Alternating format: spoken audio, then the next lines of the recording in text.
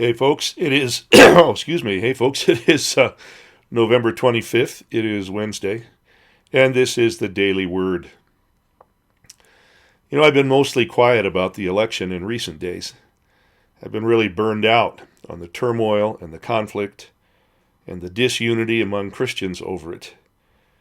It has seemed to me that everything I say about the election, no matter what it is, tends to stir up a lot of folk who end up hurling uncleanness into the atmosphere, so I've backed up a bit from directly addressing certain issues. However, the nation continues to drown in a flood of hatred, and you can't blame just one side for it. It's a contagion. It infects everyone, irrespective of our various confessions of faith, political alignment, or even good intentions. I know that some of you are going to object to that statement and protest innocence. I don't think any of us on any side of the issues can afford to protest innocence. We've all been tainted by it, and we need to return to a pure focus on Jesus. So, I'm actually trying to be nice in what I'm about to say today. I'm trying to stay balanced.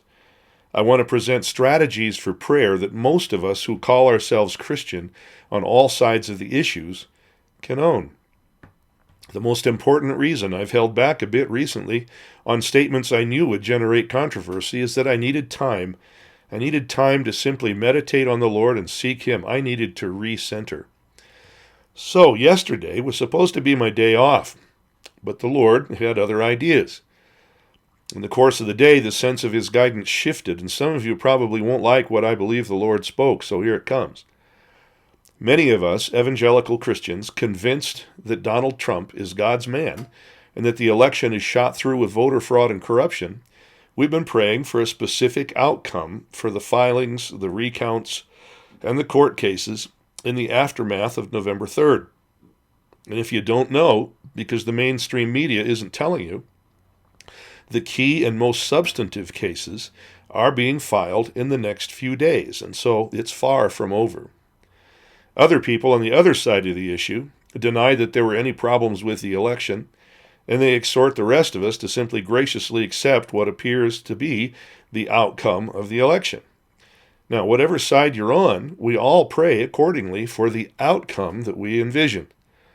The problem is that when we focus our praying on a specific outcome, we tend to place our faith in the outcome at the expense of trust in the Lord Himself.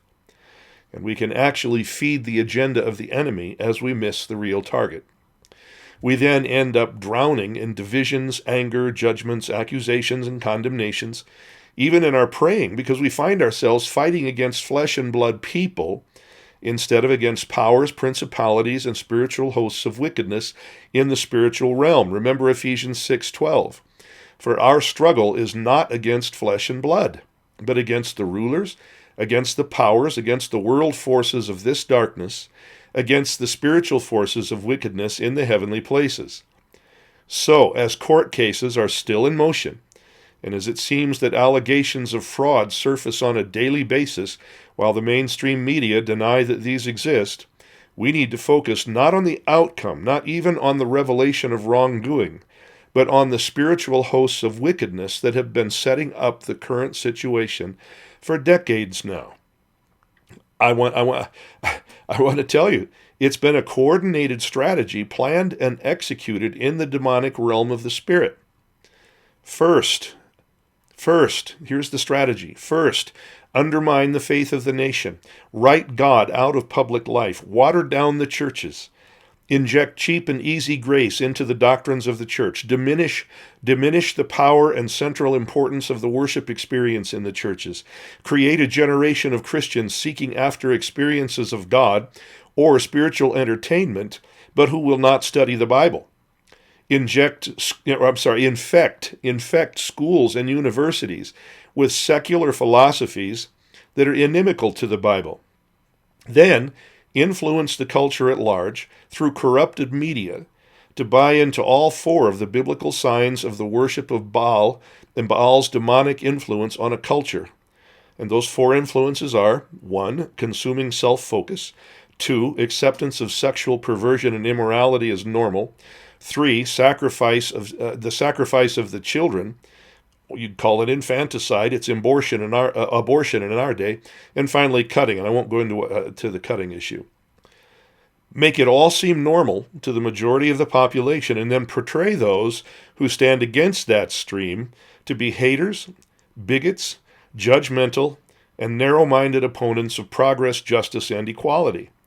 That then leads to outbreaks of open hatred, violence, and intensified struggle between the left and the right, as each side more and more desperately vies for power.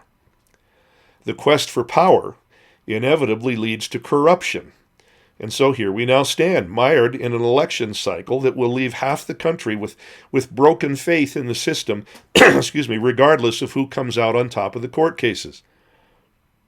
In the end, this has the potential to neutralize America as a beacon of light to the world, a model of democratic governance and economic prosperity, the world's greatest engine of missions funding, and a nation much of the rest of the world looks to for Christian leadership and support. I submit that if we're focusing our prayer on a specific outcome in this electoral crisis, we may be missing the mark. The real war must be fought in the spiritual realm, disarming and breaking the power of the demonic forces that have deceived so many, infected our political process, and fueled the hatred and division that we see wreaking havoc right now. Those same demonic powers that have fueled lawlessness, riots, violence, and destruction in our major cities are now behind the electoral hatred and turmoil we're seeing. The whole culture is being manipulated by demonic influence. Well, I've been a student of World War II most of my life, and it's not difficult to learn a few lessons about spiritual warfare by studying what went on in the natural back then. If the Allies had focused only on battling the armies of Nazi Germany face to face, but had neglected to bomb the factories and the transportation systems behind the lines that provided the armaments for the German war machine, the war might never have been won. Similarly, if we're focusing on a specific outcome, the fight we see immediately before us, but fail to address the demonic engines that fuel the current crisis that work behind the front lines, we may never win this battle. And I believe I can say this to all of us, regardless of which side of the issues you might stand on. If we can unite in praying for the defeat of demonic hosts of wickedness, then whatever is true can be revealed and justice can be established. Anyone who knows me knows where I stand on the issues.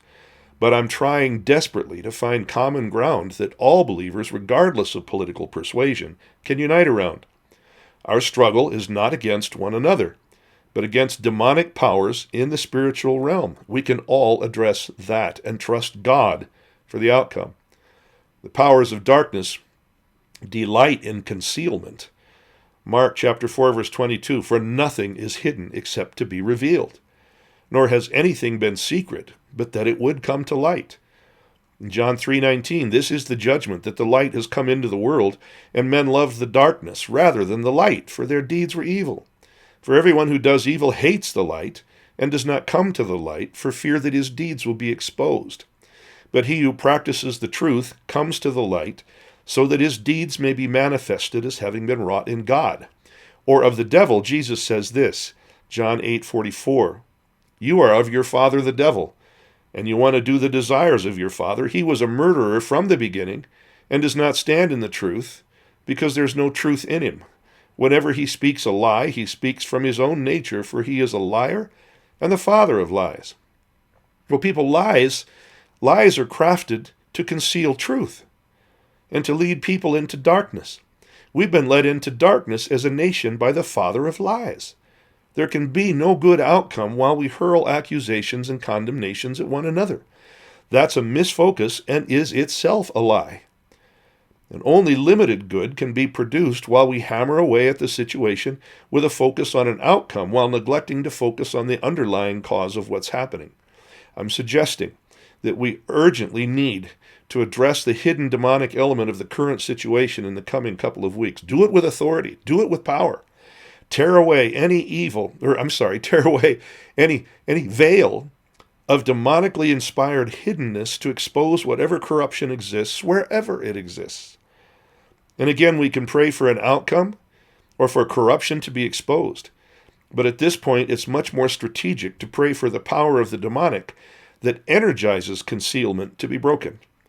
While we can and should pray for revelation of wickedness, it would be much more strategic to pray for the defeat of the demonic forces behind it. The future of our nation and of the world depends on it. Well, tomorrow's Thanksgiving, and I pray that you all have a great day. Invest in your family and your loved ones, and God bless.